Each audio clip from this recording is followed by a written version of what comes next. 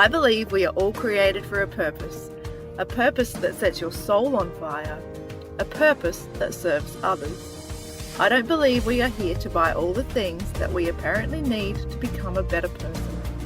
I believe you can live your best life without the weight of stuff weighing you down. Join me in conversation about spreading hope, practical advice on decluttering and organising, planning your life, simplifying, and having conversations with real people overcoming adversity, because I believe that with adversity comes opportunity. I'm Ali, and welcome to the Decluttered Home podcast. Good morning and welcome to the Decluttered Home podcast. So today I have a guest with me. I have the lovely Lucia Peters from Follow Your Style. So she's a stylist and, lucky for her, based in sunny Queensland. Welcome, Lucia. Thank you. Hi, Allison. How are you? I'm good. So good to have you on the show. It's really, really exciting, Ellie. I'm looking forward to sharing some of my tips and I guess some of the tricks that I've learnt over the years of working with women in fashion and style, and just having a chat about how I operate the business and just any of the questions that you may have for me that I can help with. So yeah, I'm looking forward to it. Fabulous. All right, so let's get started. Let's get straight into it. Can you tell everyone what a stylist actually does? How do you help women and men, I guess, as well too? Yeah. Okay. So a stylist is someone who looks at the person as a whole, like gets a feel for where that person is at in their life, particularly, and then asks the question around what they are wearing, where they feel the most vulnerable, if they've, because having style is not about that event or, getting dressed up for a special networking meeting or whatever. It's style, and being a stylist and style is all about, I guess, being now. So dressing for you right now, this minute, how you feel about yourself. And we reflect that outwards. So I help people embrace who they are right now. So embracing is probably a little bit woo-woo, but for me, if you don't get yourself, like you're underneath, and that foundation right, like you as a person not being authentic and true to who you are, then your style is going to reflect that. You're always going to be trying to cover up, or you're not comfortable and confident with what you've got on. So I help bring the two together. So it's that conscious connectivity, so of what you're wearing. And that's me as a stylist. So I style with that in mind. And I have done many wardrobes where I actually see the person's intuitive style. They have a style themselves already. They don't see it, but I help bring that out, and I help educate and give them the skills so that they can see what I see in their clothing. So yeah, that's what I do as a stylist. Yeah. It's interesting that you say that it's about the person now, because I think often people are looking backwards or potentially looking forwards, and forget to focus on now. Now is so important. Someone told me once about, looking backwards gets you nowhere, and forwards hasn't happened yet. So you really need to focus on right now, where you are right now. And my first thing that any interview that I have with a client, I will say to them, I'm not about throwing your clothes away. I'm about utilizing what you have. You may need some extra things, or you may need to let go of some things, but your wardrobe is probably enough. We've only got 7 days in the week, and then we wash. So you really do not need a lot of clothes. And we all have too many, we all have too many clothes. I know that. but utilizing your clothes and combinations to get the best from what you have, and then bringing a couple of pieces that there may be gaps, is the, I guess, the skill of a stylist. Yeah. And I guess, like, for you, adding things like necklaces or scarves or earrings or a pair of shoes can, like, literally change up an outfit very inexpensively too, can't it? Very quickly. I have a 70-30. It's a concept that I've been practicing for a long time. And the 70-30 is 70% of your wardrobe needs to be essentials. So just those essential things like jeans, black pants, white shirt, you know, all those essential products, items. And the 30% is on trend. So that could be the earrings, the necklace, the jacket that's got, you know, the colors of the season, you know, and that's for men and women. You know, men and women can have their basics, their essentials, and then whatever is on trend, they bring that in and pop that in with their wardrobe. So on trend only lasts for a short time. It's a fashion thing. It's usually something that is like, you know, the fluoros or the pastels, you know, it could be something like that that's doesn't have a lot of life, but you can introduce it to your wardrobe quite cheaply, and it just elevates your look to a fashion look, to a, you know, on trend. So yeah.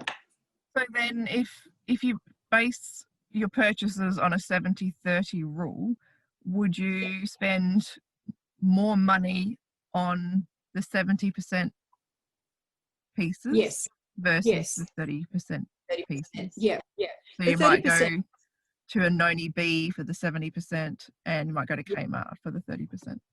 30%. Yeah, absolutely. Sure.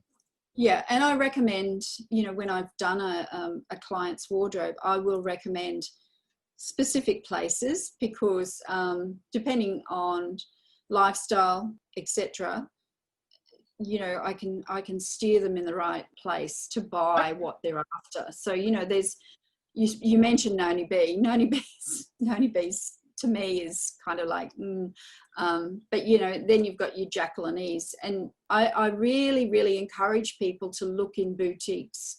You know, those little boutiques where the one lady is running, you know, her business, and she has got some really authentic pieces that, yeah, you can buy at not an exorbitant rate, and you won't see every other person with them on. Like I said to you, you know, I've got this vintage kimono on today. Now, I bought that from a little boutique in New South Wales, and I love to support the little guys, because I think they are the ones that are going to support us if, you know, the bigger fellows fold. I just think, yeah, you can get that authentic piece for yourself. And I think also that comes into play there is the ethical values that a lot of people have. I personally, like, never shop for clothes at Kmart, because I think, how can I buy a $3 t-shirt? How does how do all the people who come along that chain, how do they all get paid from a $3 t-shirt? Exactly. Yeah, it's and fashion is one of the biggest polluters, and the labor force, you know, the lowest paid of the labor force. So yeah, really, if you really think about your clothing and think about that 70-30, you can purchase an expensive pair of jeans or good pants, you know, good wool blend pants, whatever, from a reputable store. You probably pay a little bit more, but it will last you for at least 10 years. So, you know, they're the sort of things that last. I've got a pair of grey wool pants that I've had probably for 20 years. And I'm not throwing them away, because they're still, like, they're an essential, they're a classic style. They're not going to date. I just put a belt on them, change it up, and yeah. they're good every winter. So yeah, why would I give them away? So yeah. Yeah, there's no reason. You'd be silly too, wouldn't you? Yeah, that's right. Yeah. And there is an organisation called Baptist World Aid, I think it is, and they have a list of all of the companies are who are ethical and who are not ethical, and it covers most of the major brands. So I'll Yeah, pop a link. I think they have a website with that list on there, so I'll pop a link in the show notes for that one. that would be good. So obviously you see wardrobes all the time. So is there like a general mistake that you find people make? I don't think there's a mistake. I think people are, we're human. We're busy people. Depending on your life and the style, whether you're corporate, whether you're, a home-based business, whether you're a young mum that's running after children, that when I see a wardrobe, it all reflects back at me.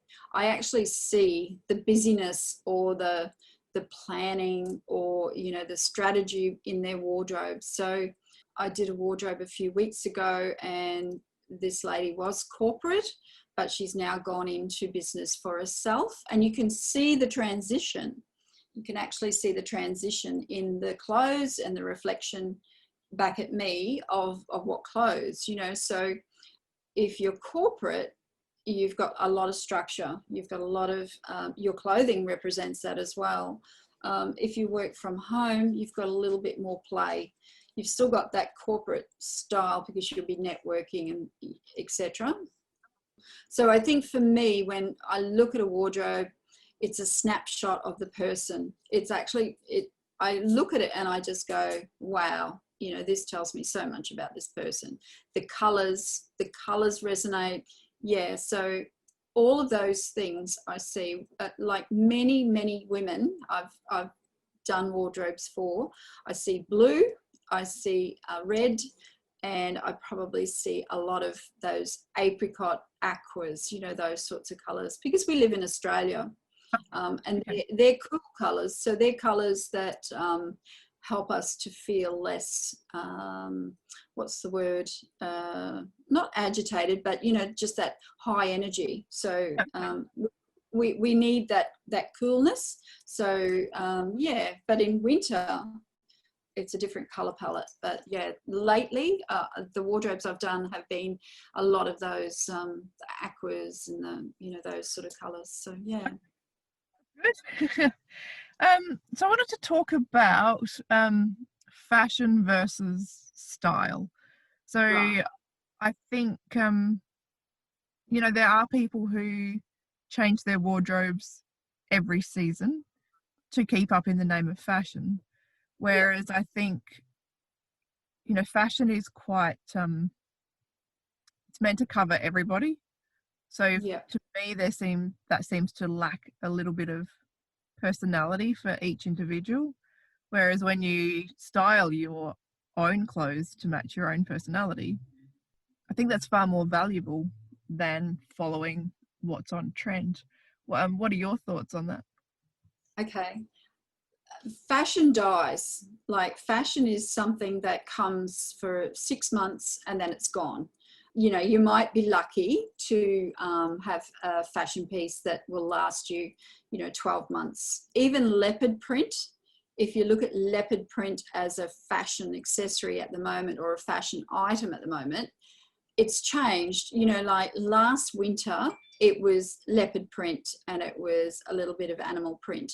This winter, we've got colors and tones in our leopard prints. So we just don't have the browns and the warm tones. We have the cool tones in the leopard print as well, which is definitely a fashion thing, a trend.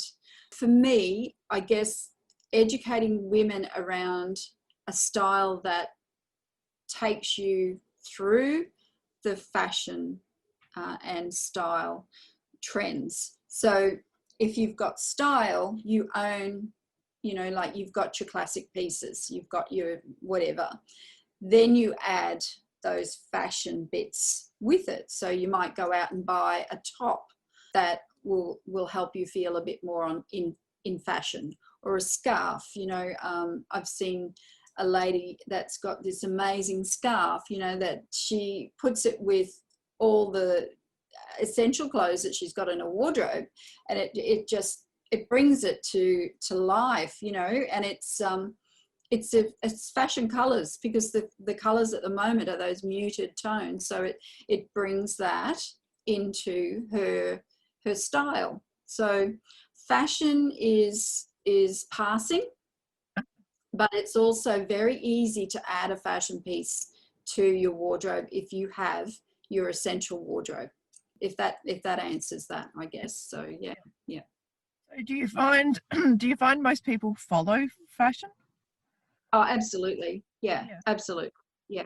Most of us, seem to be up to date, with styles. There are a few people that are authentically creative and they'll just wear what they want. But you'll see that they'll have pops of whatever's on trend. You'll see that they do that. And it's almost like they do it unintentionally, but they are doing it intentionally. So yeah, they've just incorporated the colors that are in fashion right now. So yeah. We are going to leave today's episode there, and we actually talked for about another half an hour. And so next week we'll be talking about capsule wardrobes, what clothes give us, apart from the obvious of warmth and coverage. And we also have a few listener questions as well. So I'm really looking forward to sharing that with you next week. I hope you enjoyed today's episode, and I look forward to sharing more with you next week. Thank you for listening to the Decluttered Home podcast. If you'd like to know more about how I can help you declutter and organise your home, please email me at thedeclutteredhome@gmail.com, or you can message me on Facebook at The Decluttered Home. Have a great day.